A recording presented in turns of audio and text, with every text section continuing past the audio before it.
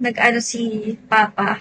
Tumawag si Mom kay Papa. Tapos nabanggit namin etong AC. Nabanggit namin. Tapos, sinabi ko yung mga sinabi nyo. Sabi nyo, di ba, Prion, thermostat. Ay, shush, shush, shush. Basta sinabi ko yun. Naku, summer na maiinitan ka niyan. Muy, kaya nga Ganon siya. Sinabi ko, thermostat daw po. Tapos po, Prion. Tapos, chungching. Tapos, chungching. Sabi ko, ganon. Yulia, nasan ka na ngayon? Tapos yun, sabi ko. Sabi niya, hala, baka video call lang naman yun. Siyempre, wala naman si Papa dito. So, pinakita ko tong aircon. Tapos sabi ko, hindi lumalamig to. Sinabi ko lang yung mga ganun. Tapos sabi ni Papa sa akin, nasa kalanggaman. Talaga? Ganda dyan, Kailangan ng beach body dyan. Tapos, sabi ni Papa na, check niya daw. Ano ba yan? Share. Palitan mo AC mo. Tama na yan. Uy, hindi papalitan. Ba't naman papalitan? Mas malamig pa ex mo dyan. Ba't naman ganun? Wag na. Hindi papalitan to. Masyado. Ang mahal-mahal ng aircon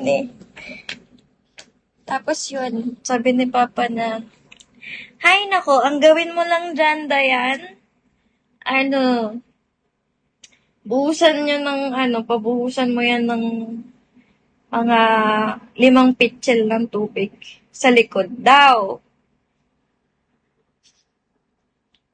Yun yung sabi ni Papa. Ngayon sabi ko parang ayokong gawin yun, ayokong maniwala. Si Mama may approval niya. So, si Mama nagbuhos. Ganon niya. Tapos, girl, sabi ni Papa, wag daw muna papaganahin ng afterbuhusan bilhin.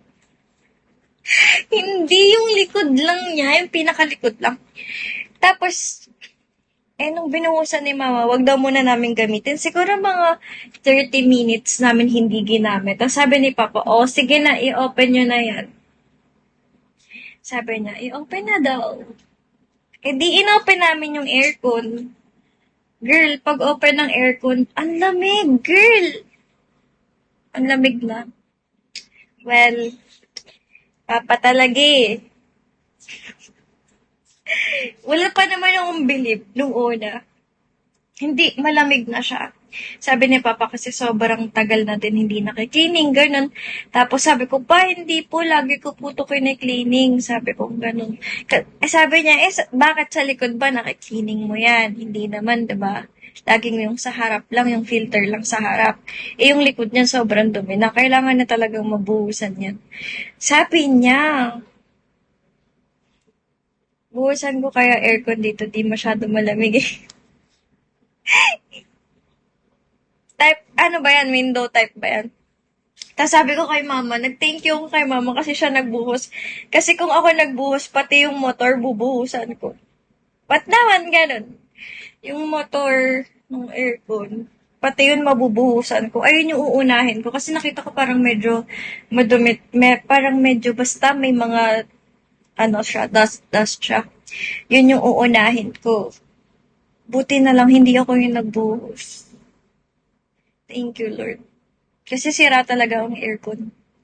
Hindi pala binubuhusan yun. Yung pinakalikod lang niya. As in, hindi yung gilid. Buti na lang talaga. Siya ay kapatid. So, in short, okay na yung aircon.